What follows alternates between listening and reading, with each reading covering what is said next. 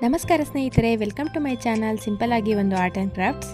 ನನ್ನ ಪ್ರಯತ್ನ ಮತ್ತು ನಾನು ಮಾಡುತ್ತಿರೋ ವಿಡಿಯೋಗಳು ನಿಮಗೆ ಇಷ್ಟವಾಗಿದ್ದಲ್ಲಿ ಪ್ಲೀಸ್ ನನ್ನ ಚಾನಲನ್ನು ಸಬ್ಸ್ಕ್ರೈಬ್ ಮಾಡೋದರ ಮೂಲಕ ನನಗೆ ಸಪೋರ್ಟ್ ಮಾಡಿ ಎಂದು ಕೇಳಿಕೊಳ್ಳುತ್ತಾ, ಈ ವಿಡಿಯೋದಲ್ಲಿ ನಾನು ಮಲ್ಲಿಗೆ ಮೊಗ್ಗನ್ನು ಬಳಸಿ ಜಡೆಗೆ ಅಲಂಕರಿಸಲು ಮಾಡಬಹುದಾದ ವಿವಿಧ ಬಗೆಯ ದಿಂಡುಗಳ ಬಗ್ಗೆ ತಿಳಿಸಿಕೊಡುತ್ತಿದ್ದೇನೆ. ಮೊದಲ ವಿಧಾನವನ್ನು ನೋಡೋದಾದರೆ, ಮೊದಲಿಗೆ ಮಲ್ಲಿಗೆ ಮೊಗ್ಗು, ಆರ್ಟಿಫಿಷಿಯಲ್ ಸಣ್ಣ ಕೆಂಪು ಗುಲಾಬಿ ಹೂವು, ದಾರ ಮತ್ತು ಕತ್ತರಿಯನ್ನು ತೆಗೆದುಕೊಳ್ಳಬೇಕು. ನಂತರ ಕೆಂಪು ಗುಲಾಬಿ ಹೂವನ್ನು ಈ ರೀತಿಯಾಗಿ ಎಡಗೈನಲ್ಲಿ ಹಿಡಿದು ಅದರ ಸುತ್ತಲೂ ಒಂದು ಮಲ್ಲಿಗೆ ಮೊಗ್ಗನ್ನು ಇಟ್ಟು ದಾರದಿಂದ ಈ ರೀತಿಯಾಗಿ ಸುತ್ತುತ್ತಾ ಬರಬೇಕು.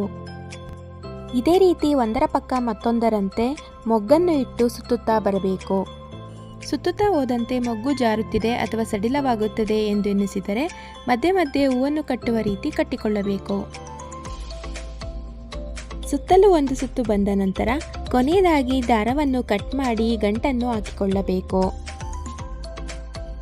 ಇದಲ್ಲದೆ ಆರ್ಟಿಫಿಷಿಯಲ್ ಕೆಂಪು ಗುಲಾಬಿ ಹೂವಿನ ಸುತ್ತಲೂ ಒಂದೊಂದೇ ಮಲ್ಲಿಗೆ ಮೊಗ್ಗನ್ನು ಹೂ ಕಟ್ಟುವ ರೀತಿಯಲ್ಲಿ ಸುತ್ತಲೂ ಕಟ್ಟಿಕೊಳ್ಳಬಹುದು. ಹೂ ಕಟ್ಟಲು ಬಾರದೇ ಇರುವವರು ಹೂವನ್ನು ದಾರದಲ್ಲಿ ಗಟ್ಟಿಯಾಗಿ ಸುತ್ತಿಕೊಂಡು ಕೊನೆಯಲ್ಲಿ ಗಂಟನ್ನು ಹಾಕಿಕೊಳ್ಳಬಹುದು. ಒಟ್ಟಾರೆಯಾಗಿ ನಾನಿಲ್ಲಿ ಗುಲಾಬಿ ಹೂವಿನ ಸುತ್ತಲೂ 6 ಮೊಗ್ಗುಗಳನ್ನು ಬಳಸಿದ್ದೇನೆ. ಎಲ್ಲವನ್ನು ತಯಾರಿಸಿದ ನಂತರ ಈ ರೀತಿಯಾಗಿ ಕಾಣುತ್ತದೆ. ಈಗ ಜಡೆಗೆ ಇದನ್ನು ಫಿಕ್ಸ್ ಮಾಡಲು ನಾನಿಲ್ಲಿ ಸೇಫ್ಟಿ ಪಿನ್ ಅನ್ನು ಬಳಸಿ ತೊಟ್ಟಿನ ಭಾಗದಲ್ಲಿ ಪಿನ್ ಮಾಡಿಕೊಂಡು ಇದನ್ನು ಜಡೆಗೆ ಸಿಕ್ಕಿಸಿ ನಂತರ ಏರ್ ಪಿನ್ ಸಹಾಯದಿಂದ ಇಂಟರ್ಲಾಕ್ ಮಾಡಿದರೆ ಇದು ಸ್ಟೇಬಲ್ ಆಗಿರುತ್ತದೆ. ಇದನ್ನು ಜಡೆಗೆ ಫಿಕ್ಸ್ ಮಾಡಿದ ಬಳಿಕ ಈ ರೀತಿಯಾಗಿ ಉದ್ದನೆಯ ಜಡೆಗೆ ಸುಂದರವಾಗಿ ಕಾಣುತ್ತದೆ. ಎರಡನೇ ವಿಧಾನವನ್ನು ನೋಡೋದಾದರೆ, ಇದು ಎಲ್ಲರಿಗೂ ತಿಳಿದಿರುವ ಸರಳ ವಿಧಾನವಾಗಿದ್ದು ನಾನಿಲ್ಲಿ ಮಲ್ಲಿಗೆ ಮೊಗ್ಗಿನ ಜೊತೆಗೆ ಕನಕಾಂಬರ ಹೂವನ್ನು ಬಳಸಿದ್ದೇನೆ. ಮೊದಲಿಗೆ ಸೂಜಿಗೆ ದಾರವನ್ನು ಪೋಣಿಸಿ ತುದಿ ಭಾಗದಲ್ಲಿ ಕನಕಾಂಬರ ಹೂವನ್ನು ಈ ರೀತಿಯಾಗಿ ಕಟ್ಟಿಕೊಳ್ಳಬೇಕು.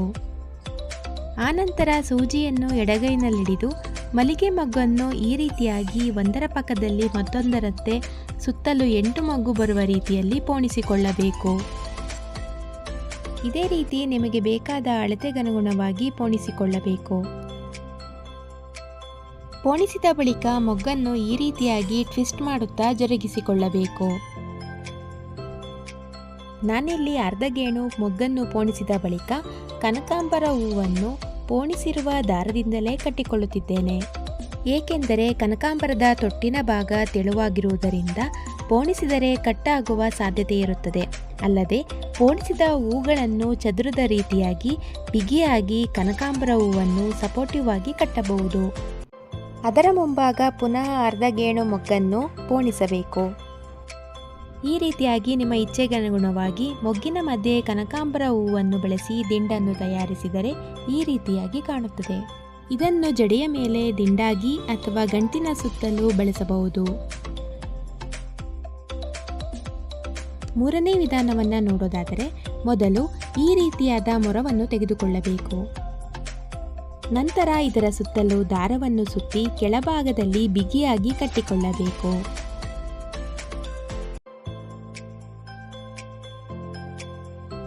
ಪುನಃ ಮತ್ತೊಮ್ಮೆ ಒಂದು ಸುತ್ತು ದಾರವನ್ನು ಈ ರೀತಿಯಾಗಿ ಸುತ್ತಿ ಬಿಗಿಯಾಗಿ ಕಟ್ಟಿಕೊಂಡು ಒಂದು ಮೊಳದಷ್ಟು ದಾರವನ್ನು ಈ ರೀತಿಯಾಗಿ ಬಿಟ್ಟುಕೊಂಡು ಉಳಿದ ದಾರವನ್ನು ಕಟ್ ಮಾಡಿಟ್ಟುಕೊಳ್ಳಬೇಕು.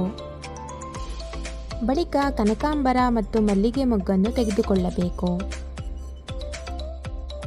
ನಂತರ ಎರಡೂ ದಾರದ ಮಧ್ಯಭಾಗದಲ್ಲಿ 2 ಮಲ್ಲಿಗೆ ಹೂವನ್ನು ಇಟ್ಟು ಮೊದಲೇ ಉಳಿಸಿಕೊಂಡಿರುವ ಬಲಭಾಗದ ದಾರವನ್ನು ಎಡಭಾಗಕ್ಕೆ ತಂದು ಎರಡೂ ದಾರದ ಕೆಳಭಾಗದಲ್ಲಿ ತೂರಿಸಿ ಪುನಃ ಅದೇ ದಾರದ ಮಧ್ಯೆ ದಾರವನ್ನು ತೂರಿಸಿ ಬಿಗಿಯಾಗಿ ನಾಜೂಕಾಗಿ ಎಳೆಯಬೇಕು.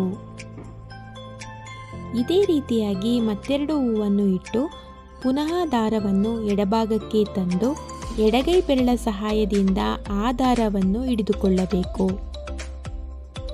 ನಂತರ ಎರಡೂ ದಾರದ ಕೆಳಗಿನಿಂದ ಪುನಃ ಎಡಗೈ ಬೆರಳಲ್ಲಿ ಹಿಡಿದ ದಾರದ ಮಧ್ಯಭಾಗದ ಕೆಳಗೆ ತೂರಿಸಿ ಎಳೆಯಬೇಕು.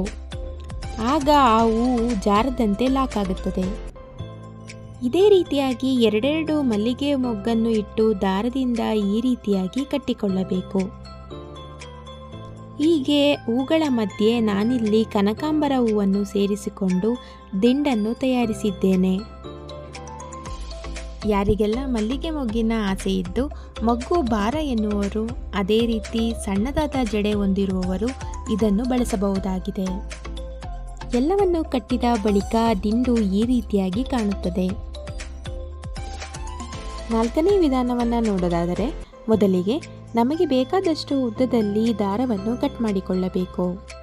ನಂತರ ದಾರದ ಮಧ್ಯಭಾಗದಲ್ಲಿ 2 ಮಲ್ಲಿಗೆ ಮೊಗ್ಗನ್ನಿಟ್ಟು ಹೂವನ್ನು ಕಟ್ಟುವ ರೀತಿ ಕಟ್ಟಿಕೊಳ್ಳಬೇಕು. ಬಳಿಕ ಹೂವನ್ನು ಕಟ್ಟಿಕೊಂಡ ಭಾಗವನ್ನು ಈ ರೀತಿ ಹಿಂಭಾಗ ಬರುವಂತೆ ಹಿಡಿದು ಎಡಭಾಗದ ದಾರವನ್ನು ಎಡಗೈನಲ್ಲಿ ಹಿಡಿದುಕೊಂಡು ಬಲಭಾಗದ ದಾರವನ್ನು ಹೂವನ್ನು ಸುತ್ತಲೂ ಬಲಭಾಗದಲ್ಲಿ ಬಿಟ್ಟುಕೊಂಡಿರಬೇಕು.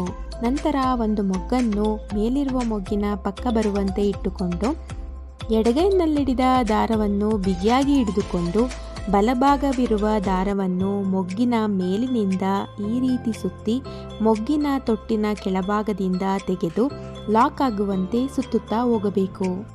ಪುನಃ ಅದರ ಪಕ್ಕದಲ್ಲಿ ಒಂದೊಂದೇ ಮೊಗ್ಗನ್ನಿಟ್ಟು ಇದೇ ರೀತಿ ಬಲಬದಿಯ ದಾರದಿಂದ ಮೊಗ್ಗಿನ ಮೇಲ್ಭಾಗ ದಾರ ಬರುವಂತೆ ಎಡಬದಿಯ ದಾರವನ್ನು ಸೇರಿಸಿಕೊಂಡು ಸುತ್ತಿ ತೊಟ್ಟಿನ ಕೆಳಭಾಗದಿಂದ ದಾರವನ್ನು ಎಳೆದು ಲಾಕ್ ಮಾಡಬೇಕು. ಅದೇ ರೀತಿ ಮೊಗ್ಗನ್ನು ಇಟ್ಟ ಸಂದರ್ಭದಲ್ಲಿ ಎಡಗೈನಿಂದ ಎಡಗೈನಲ್ಲಿರುವ ದಾರವನ್ನು ಸೇರಿಸಿಕೊಂಡು ಮೊಗ್ಗನ್ನು ಹಿಡಿದುಕೊಂಡಿರಬೇಕು. ನೆನಪಿರಲಿ, ಮೊಗ್ಗನ್ನು ಎಡಭಾಗದ ದಾರದ ಮೇಲೆ ಬರುವಂತೆ ಇಟ್ಟುಕೊಳ್ಳಬೇಕು. ಅದೇ ರೀತಿ ಬಲಬದಿಯ ದಾರವನ್ನು ಮೊಗ್ಗಿನ ಮೇಲಿನಿಂದ ಸುತ್ತಿ ತೊಟ್ಟಿನ ಕೆಳಭಾಗದಿಂದ ತೆಗೆದು ಸುತ್ತುತ್ತಾ ಹೋಗಬೇಕು. ಮೊದಮೊದಲು ಒಂದು ಸುತ್ತು ಮೊಗ್ಗು ಬರುವವರೆಗೂ ಸಡಿಲವಾಗುತ್ತಿದೆ ಎಂದೆನಿಸುತ್ತದೆ. ತದನಂತರ ನಾವು ಎಡಭಾಗದ ದಾರವನ್ನು ಎಳೆದಂತೆ ಅದೇ ರೀತಿ ಮೊಗ್ಗನ್ನು ಕೈಯಿಂದ ಟ್ವಿಸ್ಟ್ ಮಾಡಿ ಅದರದೇ ಜಾಗದಲ್ಲಿ ಪ್ಲೇಸ್ ಮಾಡಿದರೆ ಟೈಟಾಗಿ ಕೂರುತ್ತದೆ. ಅದೇ ರೀತಿ ಮತ್ತೊಂದು ಸಲಹೆ, ಈ ರೀತಿ ಮಾಡಿದರೂ ಮೊಗ್ಗು ಜಾರುತ್ತಿದೆ ಎಂದೆನಿಸಿದರೆ ಮೊಗ್ಗನ್ನಿಟ್ಟು ಅದರ ಮೇಲೆ ದಾರವನ್ನು ಒಂದು ಸುತ್ತು ಸುತ್ತಿ ತೊಟ್ಟಿನ ಕೆಳಭಾಗ ತರುವ ಸಂದರ್ಭದಲ್ಲಿ ಅದರ ಹಿಂದಿನ ಮೊಗ್ಗಿನ ತೊಟ್ಟನ್ನು ಸೇರಿಸಿಕೊಂಡು ಲಾಕ್ ಮಾಡಿದರೆ ಅದು ಜಾರುವುದಿಲ್ಲ ಮತ್ತು ಸಡಿಲವಾಗುವುದಿಲ್ಲ. ಈ ರೀತಿಯಾಗಿ ನಮಗೆ ಬೇಕಾದ ಅಳತೆಗನುಗುಣವಾಗಿ ದಿಂಡನ್ನು ತಯಾರಿಸಿ ಕೊನೆಗೆ ಎಡಗಡೆ ಮತ್ತು ಬಲಗಡೆಯ ದಾರವನ್ನು ಸೇರಿಸಿ ಗಂಟು ಹಾಕಿದರೆ ಮಲ್ಲಿಗೆ ಮೊಗ್ಗಿನ ದಿಂಡು ಈ ರೀತಿಯಾಗಿ ಕಾಣುತ್ತದೆ. ಇದನ್ನು ಗಂಟಿನ ಸುತ್ತಲೂ ಮಧ್ಯೆ ಗುಲಾಬಿ ಹೂವನ್ನು ಸೇರಿಸಿ ಮುಡಿಯಬಹುದಾಗಿದೆ.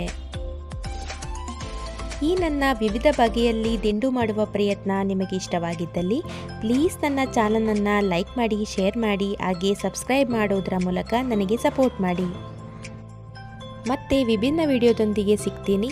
ವಿಡಿಯೋ ನೋಡಿದ್ದಕ್ಕಾಗಿ ಧನ್ಯವಾದಗಳು.